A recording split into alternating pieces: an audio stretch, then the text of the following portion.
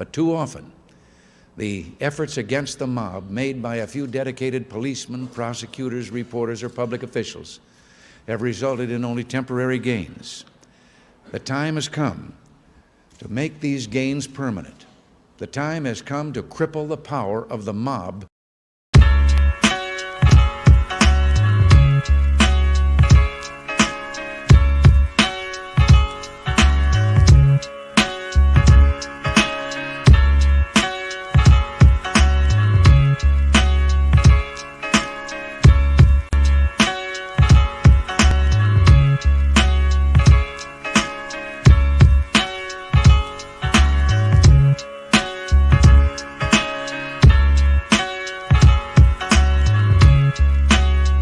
In 1999, Mobb Deep dropped arguably their most important album to date.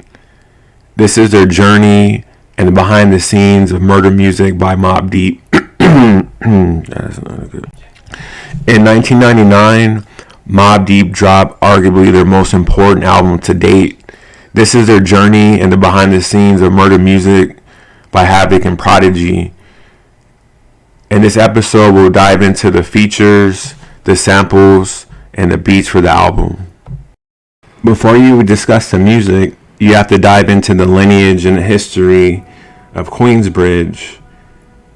Queensbridge has a long storied history of hip-hop music, starting with the sampling pioneer Marley Marl and the first king and queen of Queensbridge, Roxanne Shante and MC Shan. Of course, you got Craig G from the Almighty Juice Crew. Havoc and Prodigy follow the lineage and footsteps from a lot of MCs that began before them. In 1993, you had artists like Heavy D, West Coast Cam, Apache, Domino, Moni Love, and the other Havoc and Prodigy. And only 6 years later, in 1999, you will see how the hip-hop landscape has changed a lot. Now you have artists like Juvenile, Jafari, Project Pat, Crazy Bone, Missy, and Eminem.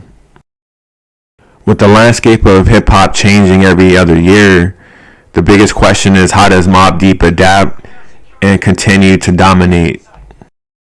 And of course, the fans wanted to know if Mobb Deep can release another huge single like Shook Ones, Survival of the Illest, and G.O.D. Part 3.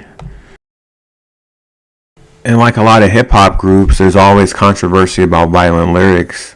Without really digging deep into the context and what the artists are really trying to explain, a lot of Mobb Deep's lyrics and music is based on reality and also a cautionary tale of what can happen growing up in these environments. To kind of help balance Mobb Deep's music and the lyrics and the rhetoric, they do make conscious music and conscious songs to bring balance to their albums. With the advancement of technology, it's a lot easier to make beats nowadays. Making beats is one thing, but making epic beats is another thing.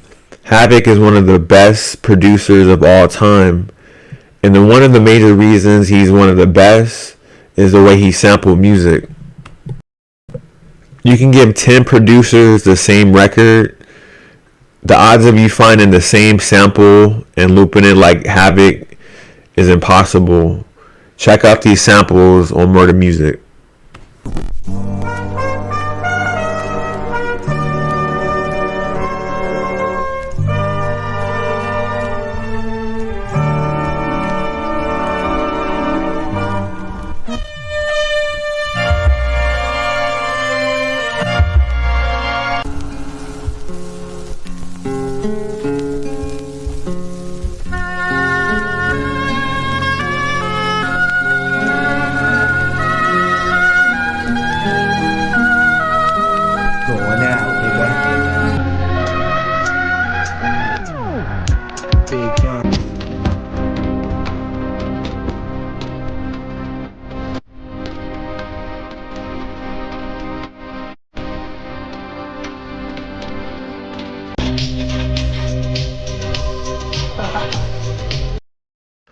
On this go around, Havoc did produce the bulk of the album, but he did call in a couple up and coming producers to help with the album's production.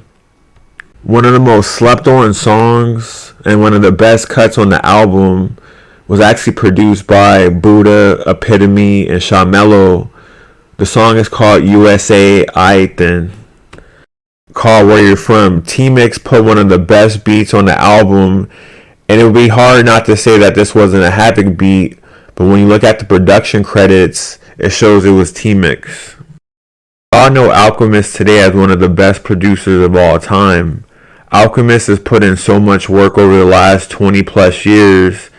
It's hard to imagine that he was very relatively unknown.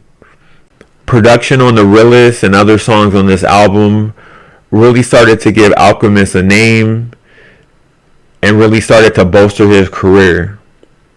It was just like walking around Queensbridge and different alleyways, trying to find myself, and like kind of like in Beat Street. I don't know if you ever seen Beat Street.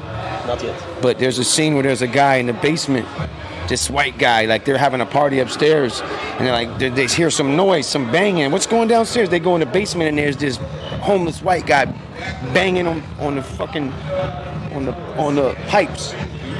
I was kind of like that, you know, just like lost. And they found me and took me in and polished my style up, and I learned. I just learned. I sat back and just learned for a while, you know.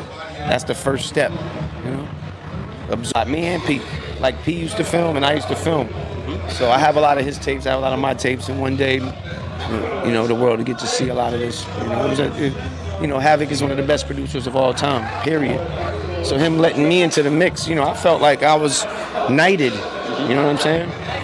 I was Sir Lancelot, so I had to do my thing.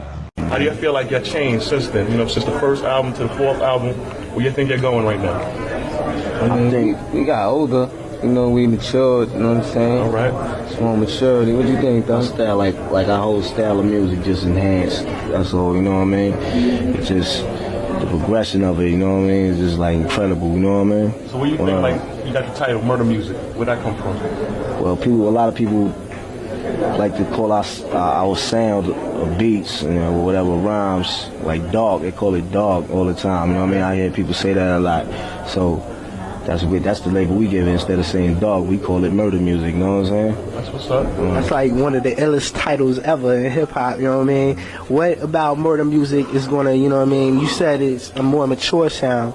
Like, who did you know, work with on this album? What is cats expecting to hear?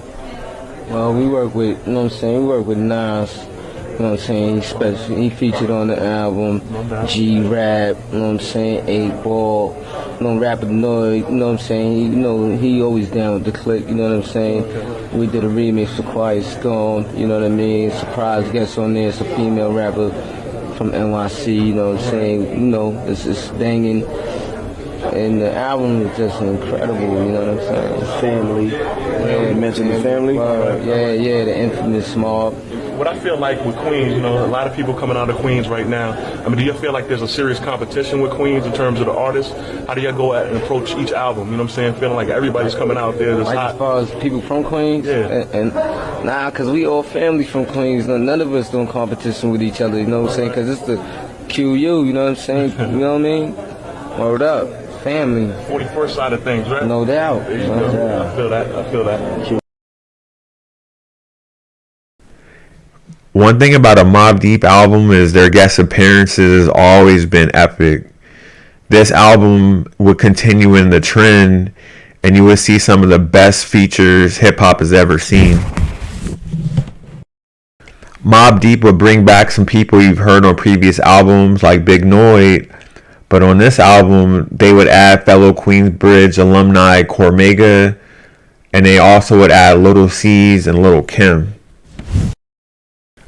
Lil' Kim appeared on the Quiet Storm remix, which was the second single off the album.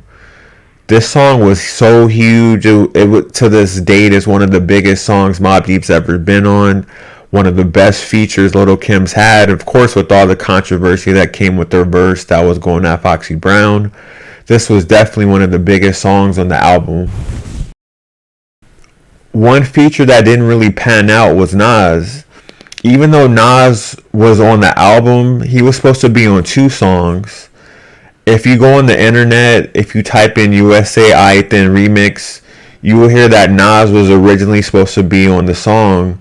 This would have been 2 songs on Mobb Deep's album, but Nas's record label didn't want to clear Nas for 2 verses.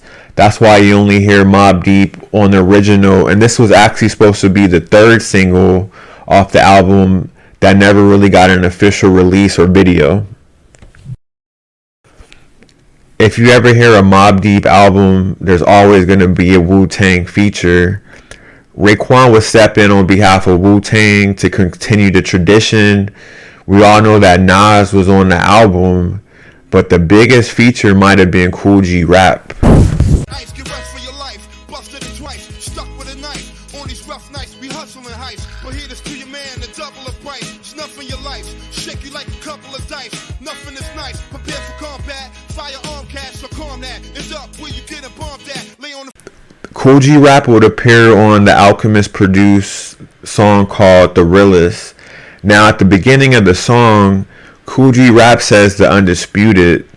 Now what he was really saying is he's one of the best top 10 MCs of all time.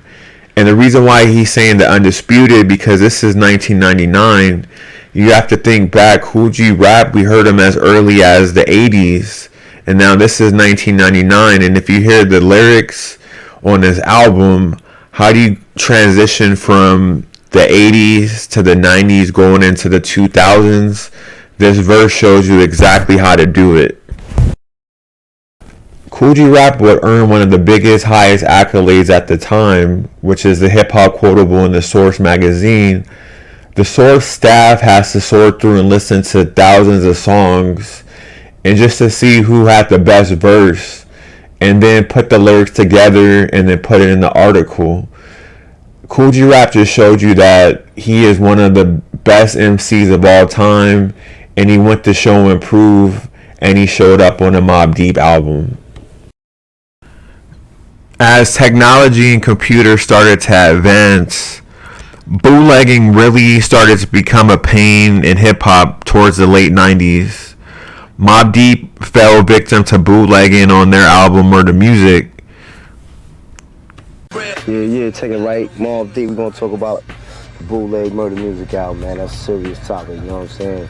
That needs to be discussed about, you know what I'm saying? It's like this, man. Yo, all y'all bootleggers out there, we're gonna find y'all factories and we're gonna burn them down. You know what I mean? Straight up and down, you know what I'm saying? We're gonna take y'all to court and we're gonna press the issue until somebody goes down for this, you know what I'm saying? We're gonna bury you. We're gonna bury you. This is my man. I can't wait till we go to their town. But you know what though? It's on some real stuff. It's like, yo, you know what I'm saying? That was gangster promotion. Whatever. It was gangster promotion, you know what I'm saying? Cause we certified platinum, all that. The bootleg shit, man. Pardon me, you know, you can bleep that out, but yo, the bootleg thing, man, that's a serious topic, man. That's why, you know what I'm saying, I talk like that, man, because word is born, you know what I'm saying, that can hurt a new artist, you know what I'm saying? It can hurt an artist, it can hurt any artist, you know what I'm saying, but it ain't hurt us. It was just promoted our album, we went in there and knocked out songs. We was lucky that, you know what I'm saying, we had the fan base that we did. No doubt. You know what I'm saying? We definitely was lucky.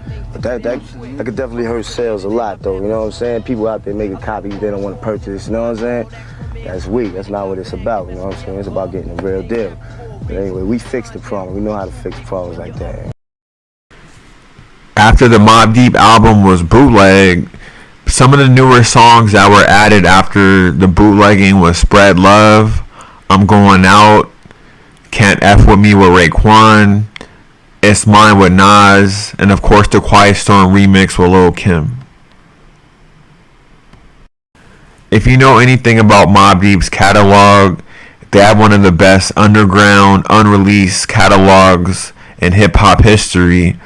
A lot of the songs that didn't make the album did end up on other albums, and some just never came out at all. In the summer of 1999, Mobb Deep will release their first single, Quiet Storm. This showed Prodigy on a solo mission, and this is one of his Mobb Deep's best songs to date. This also just reaffirmed that Prodigy If you look at from 1995 all the way to 2000, 2001, had to be hands down the best, most consistent lyricist in hip hop from coast to coast. Mobb Deep will release their second single, It's Mine, featuring Nas. Nas dropping one of his best verses of all time. And then you see Havoc using Scarface, another Scarface sample, one of the best samples on the album. Continuing the trend of classic hip-hop music, Mobb Deep would drop their third consecutive classic album, Murda Music. The Source magazine would also verify and back that claim, giving the album 4.5 mics. With so many albums that drop over the span of hip-hop, not a lot of albums get more than 4 mics if you were to go back and look. Once you break into the 4.5, 5 mic range, you know you surpass a lot of artists in hip-hop. And Mobb Deep just showed and proved that they can deliver more hits, bigger records, and just continuing their grind to stay on top of hip-hop as one of the best hip-hop groups of all time. You know what I'm saying?